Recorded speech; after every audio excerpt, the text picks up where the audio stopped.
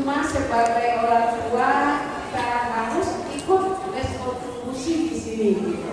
Jadi apapun gantinya kurikulum, kita berpikiran positif saja, pasti hal yang terbaik untuk anak-anak kita. Tidak ada pemerintah untuk merubah sesuatu yang akan merugikan. Malah kalau kita lihat Ibu ya, bergantinya kurikulum ini yang Bapak Ibu ya, itu tugas guru yang paling banyak di sini. Ibu Bapak yakin anak-anak Ibu tidak terabaikan. Apalagi ini sudah sekolah, jadi sekolah swasta ya, yang sudah dulu melakukan hal itu. Saya yakin sudah dulu melakukan hal itu. Saya tidak bisa menampilkan terlalu banyak slide ya kepada Ibu, slide materi, karena sebenarnya fokusnya saya lebih banyak ke gurunya. Mungkin ke Ibu saya mensosialisasikan untuk mengetahui secara garis besar seperti apa sih, kemana sih tujuan daripada kurikulum ini gitu. Bapak Ibu, seperti filosofinya Ki Hajar Dewantara ini, artinya biarkan anak itu berkembang sesuai kodratnya. Artinya biarkan anak itu berkembang sesuai bakat dan minatnya. Tidak ada yang menentukan, juara satu dia di sekolah terus, membuktikan dia akan sukses di masa depan. Itu tidak membuktikan hal itu Ibu. Artinya guru di sini atau guru-guru ya di Pekanbaru, maaf Ibu saya belum terkenal pendidik ya. Saya ekonomitas, saya juga seorang guru. Kebetulan baru lama ini, baru 5 bulan ini Bu, baru memasuki 6 bulan, saya jabatan saya naik sebagai pengawas. Alhamdulillah saya mendapat sedikit pengetahuan tentang pergantian kurikulum ini, instrumen implementasi kurikulum mereka. Jadi setelah saya pelajari itu sebenarnya tidak banyak perubahan. Yang berubah yang sangat signifikan sekali berubahnya, artinya guru dituntut untuk memberikan pelayanan sebaik-baiknya kepada anak Ibu. Artinya di IKM ini ya, kita singkat namanya IKM ya Bu ya, lebih mudah menyebutnya IKM itu adalah implementasi kurikulum mereka. Artinya apa? Guru berikanlah pelayanan kepada peserta didik sesuai bakat dan minatnya. Guru akan memberikan pelayanan kepada anak didik, anaknya ingin apa? Gitu deh. Jadi kemarin kita belajar kurikulum 2013 itu ada KKM. Kalau di sini itu KKM itu tidak ada lagi Bu. Kenapa? KKM itu setelah diteliti itu membuat learning loss. Ya, learning loss kepada anak. Anak diselamatkan oleh KKM. Sebagai contoh saya jelaskan kepada Ibu ya. Matematika, KKM-nya berapa deh? 75. Anak setelah diajarin guru, dia cuma mencapai capaian dia itu, kompetensi dia satu cuma 70. Akhirnya guru udah deh capek, kasih aja di 75. Yang 25 tadi kemana Ibu? Pasti guru stop sampai 75 kan? Yang 25 kemana? Udah deh, udah 75 dia dapat, udah sampai di situ. Yang 25 tadi terabaikan oleh guru tidak tersampaikan. Akhirnya apa? Anak diselamatkan dengan KKM 75. Anak naik. Di sana nanti anak akan terjadi juga hal yang sama Bu. Kenapa? Karena ada kemampuan yang belum terjadi, yang belum dia dapat. Akhirnya loss lagi, naik anak lagi. Itu ya Bu ya. Makanya terjadilah learning loss. Anak tidak menikmati proses belajar yang indah menurut dia. Anak tidak menikmati belajar yang baik menurut dia. Kalau di IKM ini tidak Bu. Harus ada yang namanya dulu kita sebut dengan KD ya Bu ya, kompetensi dasar ya. Ibu pasti paham lah semua.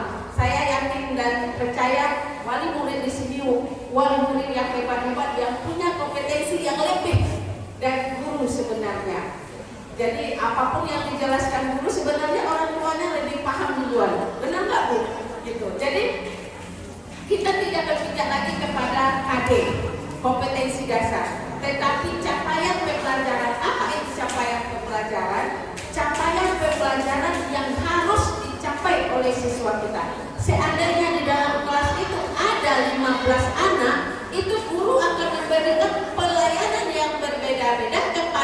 anak didiknya sesuai dengan kemampuannya. Artinya guru harus membuat anak itu capai pencapaian yang diinginkan. Saya contohkan, anak-anak itu akan menuju ke Bangkinang ya, tujuannya ke Bangkinang. Terus bagaimana anak ini harus sampai ke sana? Itu gurunya harus berupaya semua anak itu harus sampai, apapun caranya. Guru harus cari strategi, harus cari metode, harus cari model untuk anaknya sampai semuanya ke Bangkinang. Kalau yang cepat itu cepat sampai ya Bu ya, pakai kecepatan 120 dia udah sampai. Anak yang lama tidak bisa kita paksakan untuk capai capaian yang 120 itu. Jadi kita harus berikan gimana sih caranya anak itu harus sama-sama sampai juga kepada kawannya. Itu sebenarnya ini dituntut Ibu. Jadi tidak ada lagi yang namanya KKN. Saya contohkan, saya juga sebagai seorang orang tua.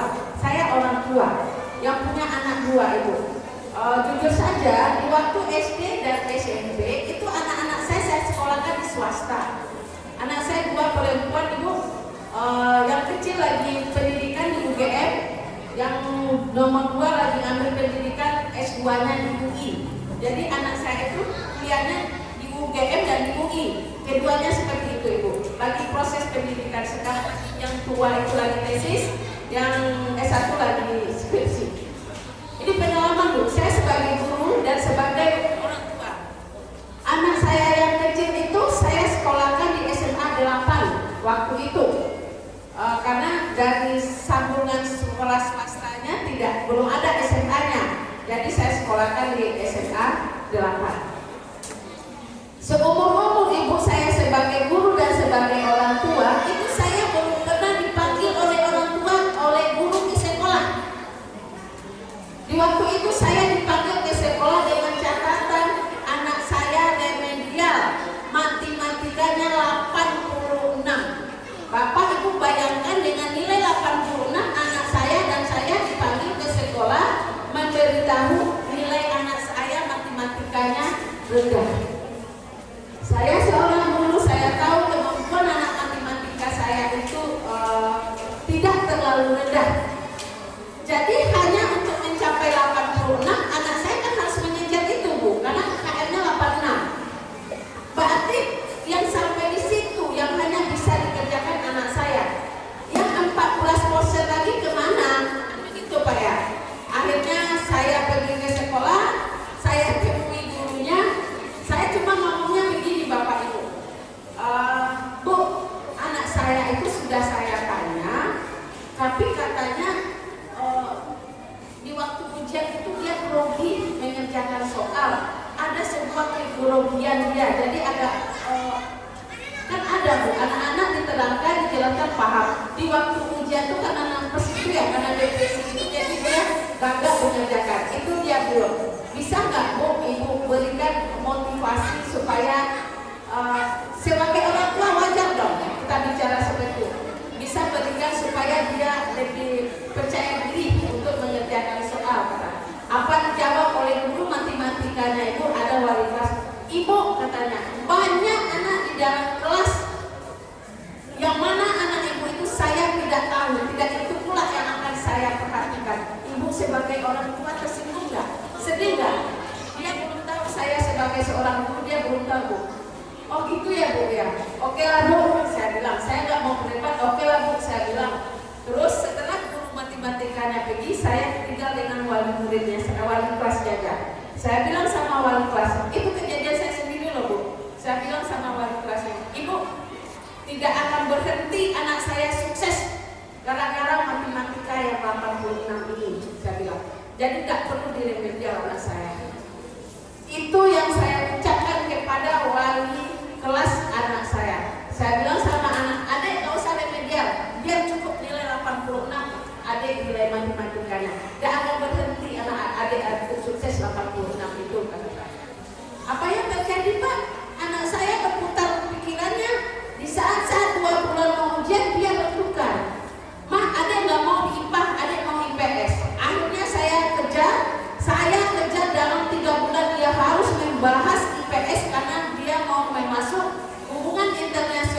UGM. 3 bulan dia belajar Bapak, saya salurkan bakatnya, saya cari les ke sana kemari untuk mengejar waktu yang 3 bulan. Alhamdulillah apa yang terjadi Bu? Dia diterima di UGM di jurusan hubungan internasional yang seperti dia inginkan. Jadi ibu bapak tak usah cemas kalau anak kita ada rendahnya nilai di segi IPA, di segi tidak itu yang menentukan sukses anak. Tetapi bagaimanapun juga kita berupaya untuk itu. Inilah tujuan sebenarnya kurikulum Merdeka itu. Jadi tidak usahlah kita terlalu berdebat ganti kurikulum, ganti kurikulum, karena itu bukan ranahnya kita gitu. Jadi Bapak Ibu percaya tugas yang paling banyak di sini nanti tugas gurunya, karena 15 di dalam kelas itu 15 guru, 15 anak itu guru akan memberikan pelayanan yang berbeda-beda. Contoh gini, ibu saya nggak mau cara ibu ngajarnya seperti itu, saya maunya ibu nyanyi-nyanyi deh cara mengajar. Guru harus bisa melayani seperti itu. Bu, saya maunya ibu nampilnya kayak gini loh Bu, dengan ada suaranya saya dengar nanti gurunya harus melayani seperti itu. Tidak diharuskan guru untuk memaksakan keinginan anaknya begini, anaknya begitu. Tidak seperti itu Bu. Jadi kenapa saya katakan Bapak Ibu guru tidak bisa cemas kalau kurikulum ini berganti, karena ini yang terbaik untuk anak kita. Yang kedua, seperti yang dijelaskan di sini, anak itu di luar kecakapannya, yakinlah Bapak Ibu, anak itu punya bakat dan minatnya sendiri. Kalau dia tidak bisa matematika, perhatikan, pasti anak itu akan hobi menggambar, akan hobi menyanyi, akan hobi olahraga. Benar nggak Bu? Jangan dilarang, jangan istilahnya dibunuh karakter daripada anak kita itu. Biarkanlah dia berkembang seperti Hajar Dewantara. Kodrat anak itu adalah segala kekuatan yang ada pada diri anak kita. Jadi anak itu dilahirkan sesuai dengan kodratnya, sesuai dengan bakat dan minatnya. Jadi mungkin ya Bu, akan di sini itu akan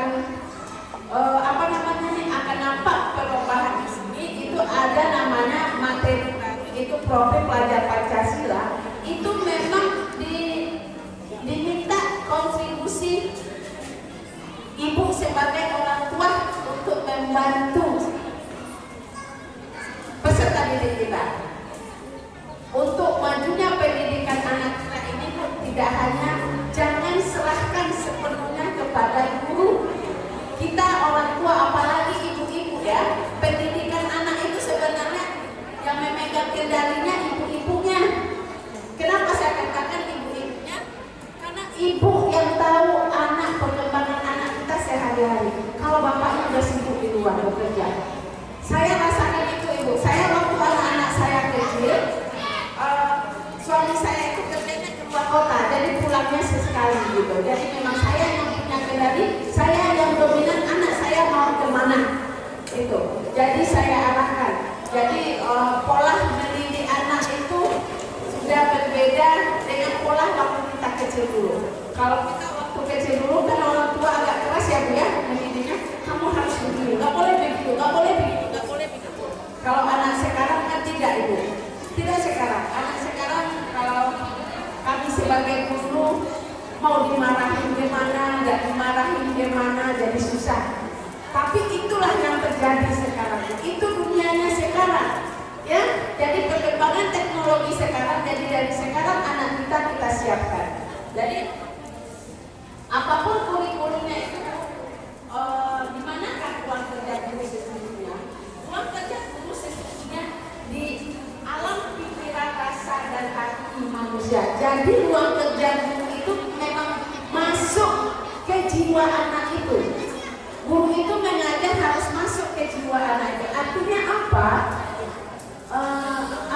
Saya katakan.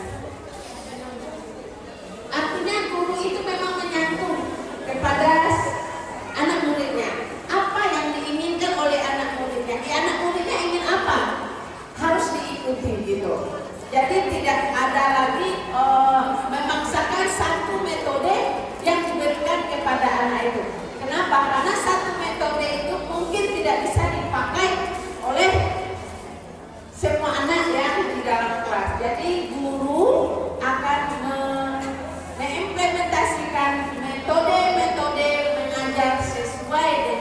bakat dan keinginan anak kita masing-masing. Jadi tidak ada yang perlu ibu ragukan, tidak ada yang perlu ibu cemaskan. Biarlah bergantinya kurikulum itu tugas pemerintah yang di atas. Mencanangkan sebuah kurikulum itu dicanangkan oleh orang-orang yang hebat itu. Jadi saya hanya kadang-kadang berpesan kepada orang tua, ibu serahkanlah ini kepada gurunya yang lebih tahu dan lebih ahlinya. Artinya segala sesuatu pekerjaan pegang oleh ahlinya masing-masing itu akan berhasil. Cuma sebagai orang tua jangan lepas tangan, jangan serahkan sepenuhnya kepada guru atau kepada sekolah. Kenapa? Kita orang tua harus saling mengawasi perkembangan peserta didik kita, saling mengikuti perkembangan peserta didik kita. Sebagai orang tua, siapa yang tidak ingin anaknya? Jadi kalau seandainya anak ini rumah, ya kalau kita ranking anak itu tidak ikut ranking, jangan cemas, jangan dimarahi anak. Ya ibu, karena anak itu punya bakat sendiri loh, punya kemampuan sendiri yang belum tentu dipunyai oleh kawannya, punya bakat sendiri yang belum dipunyai oleh kawannya. Seperti kita punya teman dulu, ya kita punya teman dulu yang waktu sekolah ranking 1, selalu ranking 1. Apa yang terjadi? Tidak menentukan dia ranking 1 itu dia sukses. Coba lihat yang sukses. Yang sukses itu anak yang bisa mengelola emosionalnya, anak yang bisa mengelola sosialnya, gitu. Tidak intelektual saja yang menentukan kesuksesan seseorang. Jadi makanya saya berpesan kepada anak ibu, kalau seandainya nilai IPA-nya rendah, nilai matematikanya rendah, gitu, jangan dipaksa anak untuk itu. Tanya dia mau apa. Jadi kurikulum merdeka itu ibu mengarahnya ke sana, ya, mengarahnya kemana kemauan anak kita itu. Anak kita mau kemana, inginnya apa, itu sebenarnya kurikulum merdeka belajar ini seperti ini. Artinya biarkanlah anak berkembang sesuai kodratnya masing-masing. Biarkan anak itu berkembang sesuai bakat dan minatnya masing-masing. Jadi ibu nanya-nanya lagi KKN, nggak usah nanya-nanya lagi KKN ibu. Anak guru itu akan mengiring anak ibu mencapai apa yang diinginkan. Kalau capaiannya itu 100, usahakan guru itu akan berupaya anak itu bisa mencapai 100. Karena kemarin-kemarin ini kita pakai KKN 70. Dan kalau udah sampai ke 70, gurunya stop ngajar, stop memberikan tambahan. Kan begitu ya bu? Yang 30 lagi kemana? Yang 30 lagi anak akan tidak dapat karena sudah dikunci oleh KKN. Udah deh, kita lanjut deh pada materi. Jadi IKM ini tidak fokus kepada materi, dia fokusnya kepada peserta didik. Jadi makanya di IKM ini Bapak, materinya tidak terlalu luas, gitu. Tidak terlalu luas. Tidak banyak. Kalau dulu KD banyak, KD 3.1, 3.2, ini semua KD. Ada kadang-kadang 8 KD yang harus dikejar. Jadi otomatis guru kan ngejar-ngejar materi, dia mengabaikan peserta didiknya. Akhirnya peserta didiknya learning loss. Ya, dia tidak bisa menikmati proses pembelajaran yang indah. Menurut dia tidak bisa menikmati proses belajar yang menyenangkan bagi dia. Makanya terjadilah learning loss. Karena inilah berdasarkan itu semua pemerintah mengeluarkan implementasi kurikulum merdeka supaya itu tidak terjadi lagi. Ditambah lagi dengan COVID yang terjadi, anak tidak menikmati proses pembelajaran. Ibu nggak tahu ya di swasta, kalau kami di negeri itu anak kan udah mulai sekarang belajar tatap mukanya, terus ditanya udah kelas 2, otomatis kan udah naik karena COVID. Naiknya karena COVID ya bu ya. Akhirnya ditanya udah sampai kelas 3, ditanya belum bisa membaca.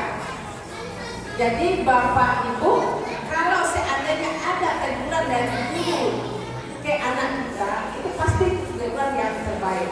Asalkan tidak ada kontak fisiknya, masih wajar-wajar saja. Ya, naik Bu dan kelas 3 anak-anak belum bisa membaca. Apa yang terjadi? Karena belajarnya di rumah. Saya yakin ibu tidak akan bisa mengawasi anak ibu sepenuhnya. Benar nggak? Ibu tidak akan bisa mendidik anak ibu sepenuhnya. Walaupun belajar di rumah, anak ibu akan pegang ini jejet. Anak lebih pintar megang ini daripada orang tuanya. Pasti kadang-kadang orang tuanya nanya sama anaknya, "Dek, ini gimana dek? Mama tak ngerti ini, tolong ini dek." Gitu. Makanya anak-anak itu dia punya. Anak itu tidak ada yang bodoh. Tidak ada yang bodoh. Kenapa kadang-kadang kompetensinya rendah? Karena mungkin gurunya atau orang tuanya tidak menemukan cara yang tepat untuk mengenali kemampuannya. Tapi anak itu kalau berada di tangan yang tepat, berada di guru yang tepat, dia akan melecik sesuai dengan kemampuannya masing-masing. Gitu Ibu. Jadi mulai sekarang hilangkan pikiran yang memaksa anak, oh harus bisa ini. Jangan gitu. Nggak ada itu. Ya, dia hobinya menulis, membaca puisi, itu akan nampak dengan sendirinya. Satu lagi, saya punya juga anak 2. Itu masih saya ingat, kecil-kecil saya ingat anak-anak saya waktu kecil-kecil sekolah di SD swasta juga kayak begini. Dia hobi baca komik. Saya salurkan, tetapi saya sebagai orang tua membatasinya. Malah saya fasilitaskan lagi. Komik itu kan berseri ya, seri 1, seri 2, mas seri ini udah keluar, beli lagi seri ini Pak. Sampai itu masih berjajar komik. Saya biarin komik, karena kalau saya kok dibiarin baca komik, nanti baca komik itu kan nggak bagus. Tujuan saya bukan bagus tidak bagusnya. Tujuan saya menumbuhkan minat membaca. Dalam logika saya, berkembangnya nanti umurnya, dia akan berkembang, taraf pemikirannya akan berkembang. Apa yang dia baca nanti akan lebih meningkatkan. Apa yang terjadi? Memang kenyataannya begitu. Kenyataannya begitu. Bertambah umur, dia tidak membaca komik lagi. Dia baca roman. Terus baca cerita-cerita bergambar. Ada buku cerita bergambar. Tidak mau baca komik lagi. Bertambah umurnya sampai ke roman, sampai ke novel. Apa yang terjadi Ibu? Kalau dia disuruh menulis kata-katanya indah seperti kata-kata novel. Tulisannya indah. Kalau kita baca tulisannya, kalau mama baca, mama nggak usah baca. Ini maknanya dalam. Bu, bayangkan anak kita sudah bisa mengatakan itu sama kita. Mama tidak, mama bisa bacanya 3 kali, 4 kali baca baru mama tahu maknanya. Jadi Ibu, kalau ada bakat-bakat anak yang melihat itu, kita salurkan. Saya salurkan. Dia mau komik ini saya berikan. Dia akan berubah sendirinya nanti sesuai dengan umurnya. Karena kompetensi otaknya lebih tinggi nanti. Akhirnya dia tidak baca komik lagi.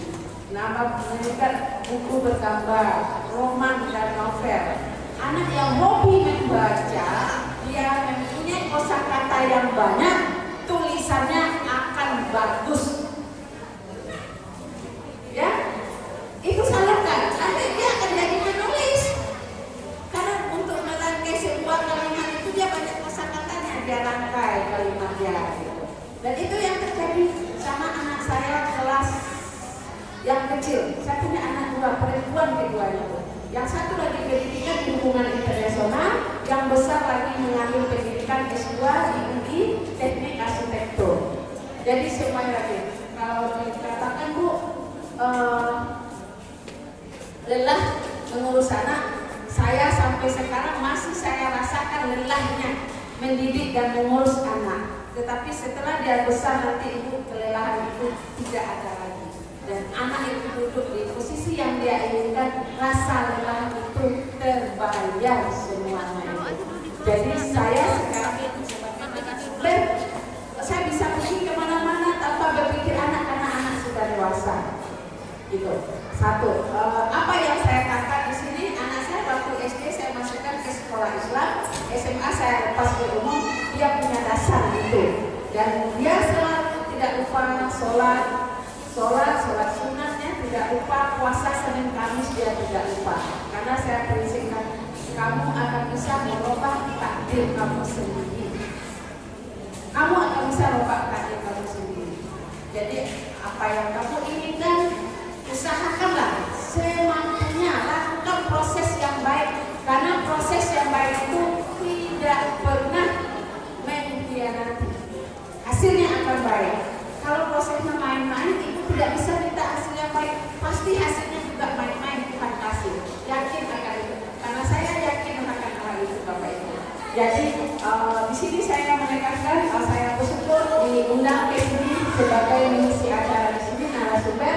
Akhir Senin saya masih di sini fokus kepada guru-gurunya, bagaimana proses yang mengajar itu yang baik, bagaimana membuat perangkat ajar yang baik, bagaimana proses penilaiannya dan pelaksanaan profil mengajarnya itu mungkin akan banyak waktunya dihabiskan di hari ini. Hari ini saya mensosialisasikan kepada wali murid bagaimana sih IKF itu.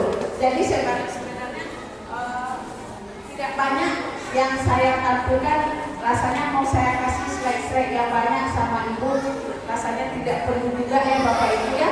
Bapak Ibu nanti akan bercabang juga pemikirannya, ada yang terpikirkan nanti bercabang, oh ini gimana gitu. Berikanlah, lepaskan anak ibu ke sekolah, saya yakin percaya guru-guru di sini akan mendidik dan membawa anak ibu ke arah yang lebih baik. Karena proses UKM ini memang berpusatnya kepada peserta didik. Ya, merdeka. Apanya merdeka gurunya? Kalau ibu ingatnya gurunya merdeka, nggak begini. Tidak, itu gurunya tidak merdeka. Yang merdeka itu siswanya. Arti siswa merdeka itu dia ingin belajarnya seperti, oh sekali nggak ingin belajarnya di dalam kelas, sudah bosan di dalam kelas, belajarnya di luar aja. Boleh nggak minta pen ibu? Oke, guru harus memberikan pelayanan itu. Ada anak yang hiperaktif, maunya bergerak aja, disuruh diam sebentar. Ibu jadi guru ini apa ya? Dibilang sibuk kita sibuk, dibilang susah kita susah. Bayangkan aja ibu aja, kita aja sendiri mengajar, mendidik anak kita aja, satu praktek aja yang kita didik untuk anak di rumah susah ya juga. Sebagai contoh, pulang sekolah kadang-kadang kan buka sepatu main lempar ya, ambil letakkan di tempatnya. Itu mungkin 1 tahun belum terlaksanakan sama dia, kan begitu ya. Apalagi dulu satu kelas itu di sini 25, saya cerita 25 dia akan memberikan pelayanannya kepada anak-anak itu. Bayangkan, jadi agak susah sih menjadi guru sih sebenarnya. Tapi karena tugas kami sebagai guru, kami akan memberikan pelayanan yang sebaik-baiknya. Jadi tidak usah diragukan hal itu. Cuma saya berpesan, ibu, apapun yang terjadi kepada anak kita, kalau ada komunikasi dari gurunya, cepat lakukan itu, gitu. Cepat, sering-seringlah bertanya perkembangan anak kita. Jangan ditunggu bertemunya guru ya di akhir tahun. Itu kalau bertemunya di akhir tahun itu udah terlambat untuk bertemu, nggak ada gunanya bertemu. Bagaimana kita dengan guru dilakukan di awal-awal proses pembelajaran. Maaf cakap, kadang-kadang kan ada anak kita itu yang memang membutuhkan secara medisnya, membutuhkan psikolog gitu ya. Nah, itu butuh. Dia itu bisa terangkat dengan baik dan bisa diatasi dengan baik, makanya lakukan komunikasi dengan orang tua. Begitu juga orang tua itu dan guru kepada orang tua. Lakukan itu sebaik-baiknya. Saya dulu anak yang kecil itu dulu menulis angka 3 itu dia tidak bisa. Menulis angka 3 dia tidak bisa. Saya ajarin nulis angka 3 tidak bisa. Saya paksakan menulis angka 3. Hanya untuk menulis angka 3 itu tidak bisa, Ibu. Saya tidak mau bermain sendiri karena upaya saya sudah semaksimal mungkin, hasilnya tidak maksimal. Akhirnya apa yang terjadi? Saya bawa dia ke psikolog. Saya ceritakan anak saya kok tidak bisa menulis angka 3. Hal yang kecil kecil loh, kecil cuma masalahnya. Tapi saya bawa ke psikolog, ini diarahkan. Apa yang terjadi ibu? Lomba menulis dia di waktu dia SD dia juara 1. Lomba menulis harus kasar juara 1. Sampai sekarang tulisannya yang paling bagus. Mau tulisan balok itu sama besarnya, sama karakternya. Itu ya. Jadi karena saya tidak bisa lagi, gurunya pun juga tidak bisa lagi, ya saya inisiatif sendiri, saya bawa dia ke psikolog. Kenapa? Kok dia tidak bisa menulis angka 3? Jadi itu cuma hal kecil, mungkin sama itu kecil. Tapi saya sebagai orang tua, saya pikiran mana kok angka 3-nya tidak bisa dia menulis. Jadi sudah sesuatu masalah yang besar bagi saya, ada itu masalah saya lakukan itu. Jadi saya berharap guru-guru di sini ada apa dengan anak kita, cepat lakukan komunikasi dengan guru. Kadang guru ini juga manusia biasa, yang hilafnya pasti ada, lupanya pasti ada. Tolong ibu ingatkan guru-gurunya. Apalagi sekali sini saya lihat guru-guru muda semuanya. Guru-guru muda itu panjang lagi perjalanan guru ke depannya. Kemudian saya senang sekali, antusias sekali orang tua di sini ya, dan anak-anak di dalam kelas itu nanti ada anak itu yang tidak bisa dibentuk, dia kerjanya berlari aja. Benar nggak bu? Nggak mau disuruh pinjam aja sebentar, cuma sebentar aja. Itu kenapa? Itu ciri-ciri anak yang pintar seperti itu sebenarnya. Karena tidak ketemu oleh guru yang pas, ya, jadi tidak tersalurkan. Jadi besok proses pembelajaran berikan pelayanan ke anak seperti itu. Kalau belajarnya ini berlari, ciptakan pembelajaran apa yang membuat berlari dan akan menghasilkan hasil yang bagus. Gitu. Nggak ada diamnya bu, ganggu temannya aja. Kenapa dia mengganggu? Karena dia tidak menyenangkan pembelajaran itu bagi dia. Coba berikan pembelajaran yang menyenangkan bagi dia, dia tidak akan ganggu temannya. Gitu. Jadi banyak kerja buku itu banyak lagi yang akan harus dilakukan sama guru. Jadi untuk itu di awal-awal tahun guru itu akan melakukan penilaian diagnostik. Penilaian diagnostik itu adalah penilaian meletakkan dan mengelompokkan kemampuan anak itu di mana. Jadi guru mudah untuk memberikan pelayanan yang sebaik-baiknya kepada ibu. Nanti ibu, bapak, ibu, wali murid jangan merasa berpikiran negatif kok gurunya mengelompokkan anak saya gitu ya. Jangan, karena tujuan itu sebenarnya untuk kebaikan anak kita, supaya guru tahu bahwa ke kelompok ini pelayanan saya harus seperti ini, ke kelompok ini mungkin harus saya belajar dulu anaknya baru bisa belajar, ke kelompok ini saya cuek aja dia dengan kecepatan 150 selesai dia. Tapi yang ini mungkin saya butuh dulu dia, saya ajak bermain dia dulu, baru dia mau belajar. Itu yang akan kita guru lakukan. Jadi saya tidak terlalu banyak dan berpanjang-panjang di sini. Saya hanya memfokuskan kepada bapak ibu semua, tidak usah dicemaskan dan tidak usah diragukan. Walaupun kurikulum berubah setiap tahunnya, pasti perubahannya yang terbaik untuk anak-anak kita. Untuk proses administrasinya itu sudah siap. Guru dan sekolah sudah siap untuk membantu anak-anak ibu untuk mengcover anak-anak ibu semuanya.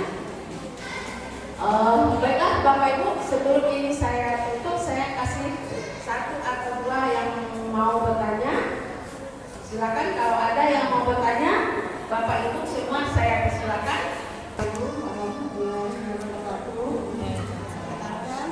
Kalau saya dari orang tua Mas Ganjar di sana, kelas 2 yang ini saya tanyakan gini Bu, untuk kurikulum merdeka ya, ini perbedaannya Bu, namanya dari kurikulum 13, kita kan mereka memakai kurikulum 13. Saya perhatikan tadi dari penjelasan Ibu cuma KKN, otomatis untuk kurikulum merdeka ini tidak ada KKN gitu, apakah benar begitu? Nah sekarang selain KKN apa Bu perbedaan dari segi buku buku apa-apa itu akan berubah semua dari tahun-tahun kemarin atau gimana apa kita sebagai orang tua kan persiapan juga kan Bu ya, berarti kan ini nanti bukunya udah beda lagi itu ya salah satu yang dipikir orang tua itu kan begitu. Jadi kalau misalnya ada abangnya ada kakaknya, kalau misalnya kurikulum 13 itu kan masih bisa dipakai yang 1 tahun 2 tahun yang kemarin. Berarti kalau untuk kurikulum merdeka ini berarti kan bukunya apa berbeda lagi apa sama selain kita tidak ada KKN dan misalnya yang menonjol itu apa kira-kira perbedaan dari kurikulum 13 sama kurikulum merdeka ini selain KKN. Itu aja yang mungkin saya sampaikan. Wassalamualaikum warahmatullahi wabarakatuh. Oke, kalau untuk IKN itu tahun ini kan baru untuk kelas 1 dan kelas 4 dilaksanakan ya, untuk kelas 1 dan kelas 4. Dan itu memang tidak ada KKN-nya. Kita tidak membuat KKN untuk kelas 1 dan kelas 4. Kalau untuk soal buku Ibu, itu biasanya diserahkan ke sektor pendidikannya. Pada dasarnya kurikulum itu kalau bukunya itu masih relevan, itu masih bisa dipakai. Ya, kalau buku yang lama itu masih relevan, masih bisa dipakai. Satu. Yang kedua, pemerintah memang menyediakan buku untuk guru dan untuk peserta didik itu sudah ada bukunya di platform Merdeka Mengajarnya sudah ada bukunya.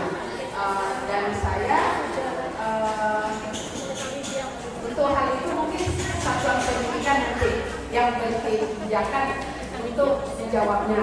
Apakah nanti dia akan membeli buku atau pakai buku yang lama atau gurunya bisa cari materi yang lainnya lagi gitu. Jadi itu soal buku itu di satuan pendidikan. Satu, apa sih yang sangat berbeda sekali? Tadi saya hanya menceritakan kemana arah IKN ini, kan begitu ya, Ibu ya. Nah itu saya menceritakan itu hanya kepada wali muridnya arah kemana. Apa sih yang sangat berbeda sekali? Yang berbeda itu secara administrasi itu lebih banyak ke gurunya. Ke gurunya. Makanya kalau saya tunjukkan slide-nya ke yang banyak ini berbeda, ke gurunya rasanya tidak pula etis. Itu saya sampaikan ke wali murid gitu. Karena apa? Seperti kayak KD itu tidak KD lagi. Kita akan menyebutnya pencapaian pembelajaran gitu. Terus tujuan ini indikator, silabus apa sekarangnya itu berbeda lagi namanya. Terus ada lagi namanya proyek kopi pelajar Pancasila yang terjadwal khusus yang masuk ke dalam struktur pembelajaran. Itu ya. Jadi proses penilaiannya agak berbeda sedikit gitu. Jadi kalau dikatakan perbedaannya secara signifikan itu lebih banyak ke kerja minnya gitu. Oke, Ibu paham soal buku ini di satuan pendidikannya nanti. Dia mau pakai buku pemerintah atau membeli buku yang lainnya, selagi buku itu relevan itu bisa dipakai gitu. Ya Pak ya Ibu, dan kita lebih diarahkan kepada platform Merdeka Mengajar. Itu tadi itu ke platform Merdeka Mengajar, guru hanya yang bisa masuk ke sana. Karena materi-materi semuanya ada di sana. Perangkat-perangkat aja semuanya ada di sana. Oke, Ibu, ada lagi yang mau bertanya? Ya silakan Ibu. Saya salah satu wali murid, anak saya di sini kelas 3, tapi nanti tahun ajaran baru itu udah kelas 4. Nah, berarti ini KM sudah masuk untuk anak saya ya. Ini Bu, mungkin tadi kan diinformasikan untuk IKN ini berarti merdeka untuk cara mengajar ke anak-anak kita. Jadi anak-anak kita ini diberikan servis gimana supaya dia bisa tercapai apa yang akan diajarkan. Jadi kalau misalnya ibaratnya ini saya bagi untuk materi-materi di sekolah kita ini kan ada yang sifatnya eksakta, ada yang sifatnya pengayaan, ini bahasa lama mungkin pengayaan, ada yang pemahaman atau ilmu sosialnya. Nah di sini apakah berarti bahwa semua materi-materi atau semua mata pelajaran itu harus tercapai? Maksudnya kalau tadi diibaratkan 100, apakah ini berarti guru harus menekankan semua materi-materi itu anak kita harus bisa tercapai 100%. Nah, kalau misalnya dia cuma tercapai 75, gap 25 ini harus tetap didorong supaya gapnya nihil atau sedikit gitu, atau seperti apa. Mohon di penjelasannya itu aja. Terima kasih. Assalamualaikum. Terima kasih Ibu. Dan pertanyaan Ibu itu, kalau saya sebagai orang tua ini posisinya di sini, apakah anak saya harus mencapai seperti yang sudah ditetapkan gurunya? Itu seharusnya iya. Seharusnya iya. Jadi tergantung gurunya lagi, dia membawa anaknya untuk mencapai itu bagaimana. Tergantung model dan metode gurunya untuk mencapai anak itu sekarang. Sekarang Bu, apakah Ibu tidak ingin gurunya mentargetkan itu capainya harus 100%? Kita sebagai orang tua ingin Bu anak kita sampai situ, dan itu yang kita harapkan. Itu yang sebenarnya yang kita harapkan supaya anak mencapai di sana. Kalau dulu di KKN itu ada KKN, KKN-nya 75. Kalau anaknya sudah sampai 75, gurunya udah stop di sana. Tidak ada keinginan lagi untuk mencapai anak itu mencapai 100. Ya. Lagi, memang keinginan kita memang anak kita bisa tercapai. Nah, seperti tadi nih, kan ada yang sifatnya eksakta dan ada yang sifatnya sosial. Nah, bagaimana kalau misalnya anak kita kecenderungannya di eksakta? Nah, misalnya nih ada kelemahannya di sosial atau sebaliknya. Nah, karena itu kan menentukan juga nanti arah minat dan bakat anak-anak kita. Nah, memposisikannya nih seperti apa di IKM ini? Oke. Kalau untuk itu, kalau anak itu lebih cepatnya ke eksakta, di dalam proses pembelajaran contohnya lagi belajar matematika, anak itu kan lebih kompetensinya lebih tinggi di situ. Ya, itu biasanya guru akan memberikan materi yang lebih, namanya penganyaan. Akan penganyaan dan remedial tetap ada. Itu guru akan memberikan pelayanan yang lebih kepada anak yang mempunyai tingkat kemampuan yang tinggi di sana dan akan disalurkan gitu. Dan bagi anak-anak yang kurang diabaikan, tidak, tetap dibimbing semampu dia sampai di level mana dia bisa. Guru akan tetap melakukan bimbingan kepada itu. Terus kayak bahasa umpamanya,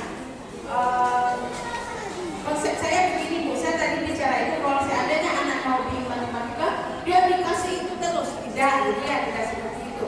Kalau dia belajar bahasa, ada anak yang hobinya bahasa. Di hobi anak yang bahasa ini, gurunya akan tahu mana sih anak yang kalau diberikan bahasa dia cepat nangkap. Dan guru akan memberikan pelayanan dan materi tingkatnya yang lebih tinggi dari kawan-kawannya, sehingga kompetensinya tersalurkan. Biasanya anak-anak yang seperti ini, biasanya dia ikut, suka jalan-jalan, dengan diberikan materi yang lebih tinggi, yang menurut pemikiran dia harus bekerja dengan serius, itu akan teratasi dengan sendirinya gitu. Jadi artinya di sini kita akan memberikan pelayanan sesuai yang diinginkan anak. Bukan di sini dalam arti kata saya bukan memisah-misahkan dia hobi matematika di eksakta atau hobinya di sosial. Artinya memberikan pelayanan sesuai yang diinginkan oleh anak itu. Kalau anak itu ibu punya secara eksakta matematikanya lebih tinggi kompetensinya, itu guru memberikan pembelajaran yang lebih tinggi. Bisa jadi guru akan memberikan waktu khusus tambahan kepada anak-anak yang seperti itu. Begitu juga guru akan memberikan waktu tambahan mengajarnya kepada anak-anak yang secara kompetensinya kurang. Guru super ekstra akan menyediakan waktu khusus untuk membimbing anak yang lemah ini supaya bisa kompetensinya sama gitu. Saya rasa seperti itu Bu. Jadi apakah harus kita mencapai capaian itu? Saya menjawabnya sebaiknya iya, atau sesuai dengan apa yang dia suka. Kalau di proyeknya nanti gitu ya, dia akan ketemu anak itu nanti di mata pelajaran proyek topik Pancasila itu kan pekerjaan nanti kan berbentuk tim gitu ya, berbentuk tim di sana. Itu di sana akan apa itu? Anak yang hobi menggambar akan kelihatan, anak yang jiwa kepemimpinannya ada jiwa kepemimpinannya akan kelihatan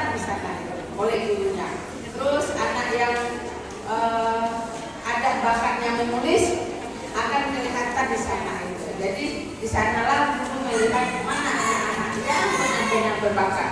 Satu, terus ada anak itu Bu, dia pintar, tapi dia kurang percaya diri. Itu salah satu tugas guru untuk meningkatkan kepercayaan diri. Ada anak itu dia pintar, tapi kurang percaya diri Bu, disuruh ke depan nggak mau, takut. Apanya yang kurang percaya dirinya ya? Nah itulah tugas guru, menggali anak itu supaya percaya diri. Terus ada anak yang punya jiwa demokrasinya yang bagus, itu di proyek profil Pancasilanya nanti akan kelihatan. Dan materi-materi